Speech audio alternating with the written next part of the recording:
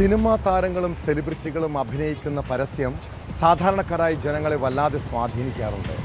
അവർ പറയുന്ന വാഗ്ദാനങ്ങളും വാക്കുകളും ചിലർ വിശ്വസിക്കുന്നു. അതുകൊണ്ട് തന്നെയാണ് നടന്മാരെ പല കമ്പനികളും ബ്രാൻഡ് അംബാസഡർമാരാക്കുന്നത്.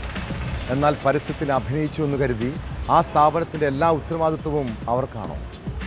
പരസ്യത്തിലെ വാഗ്ദാനങ്ങൾ പാലിച്ചില്ലെന്ന് ആരോപിച്ച് നടൻ മോഹൻലാലിനെതിരെ ഒരു പരാതി നേരത്തെ ഉയർന്നിരുന്നു. മണപ്പുറം ഫിനാൻസിൻ്റെ ബ്രാൻഡ് അംബാസഡർ എന്നത് സംബന്ധിച്ചാണ് പരാതി ഉണ്ടായത്. മോഹൻലാലിനെതിരായ ആ കേസ് ഹൈക്കോടതി റദ്ദാക്കിയിരിക്കുന്നു. പരസ്യത്തിലെ വാഗ്ദാനങ്ങൾ പാലിക്കുന്നതിൽ വീഴ്ച വരുത്തിയാൽ പൂർണ്ണ ഉത്തരവാദിത്തം അതാത് സ്ഥാപനത്തിനെന്നാണ് കോടതിയുടെ നിരീക്ഷണം.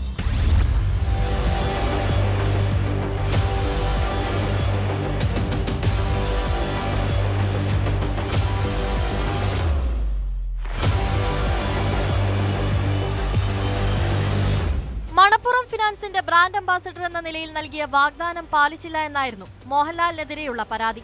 12% പലിശയ്ക്ക് സ്വർണ്ണ വായ്പ നൽകുമെന്നായിരുന്നു മോഹൻലാൽ അഭിനയിച്ച പരസ്യങ്ങളിലെ പ്രധാന വാഗ്ദാനം. പണയമെടുക്കാനെത്തിയപ്പോൾ കമ്പനി ഉയർന്ന പലിശ നിരക്ക് ഈടാക്കിയെന്നാണ് പരാതിക്കാരിയുടെ ആക്ഷേപം. മോഹൻലാലിന്റെ വാഗ്ദാനം വിശ്വസിച്ചാണ് വായ്പയെടുത്തതെന്നും അതിനാൽ സേവനത്തിലെ പിഴവിന് താരത്തിന് ഉത്തരവാദിത്തമുണ്ടെന്നുമായിരുന്നു പരാതി. എന്നാൽ ഉപഭോക്തൃ സംരക്ഷണ നിയമത്തിലെ വകുപ്പുകൾ അനുസരിച്ച് പരാതിക്കാരും മോഹൻലാലും തമ്മിൽ നേരിട്ട് ഒരിടപാടും നടന്നിട്ടില്ലെന്ന് കോടതി ചൂണ്ടിക്കാട്ടി. ജസ്റ്റിസ് സിയാദ് റഹ്മാൻ അധ്യക്ഷനായ സിംഗിൾ ബെഞ്ചിന്റേതാണ് വിധി.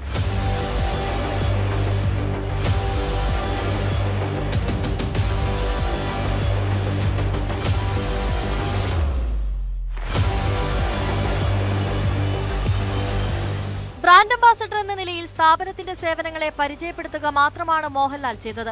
അതേസമയം ഉപഭോക്തൃ സംരക്ഷണ നിയമപ്രകാരം തങ്ങൾ വാഗ്ദാനം ചെയ്ത സേവനം ലഭ്യമായിട്ടില്ലെങ്കിൽ ഉചിതമായ സ്ഥലത്ത് പരാതിപ്പെടുന്നതിൽ ഹർജിക്കാരന് വിലക്കില്ലെന്നും കോടതി വ്യക്തമാക്കിയിട്ടുണ്ട്. പരസ്യത്തിലെ വാഗ്ദാനങ്ങൾ പാലിക്കുന്നതിൽ വീഴ്ച വരുത്തിയാൽ പൂർണ്ണ ഉത്തരവാദിത്വം സ്ഥാപനത്തിനാണെന്നും കോടതി ചൂണ്ടിക്കാട്ടി.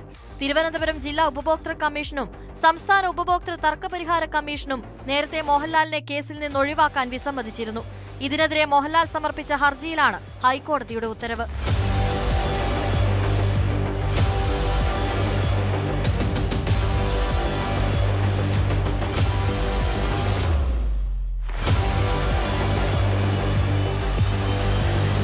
ന്യൂസ് 18 കൊച്ചി.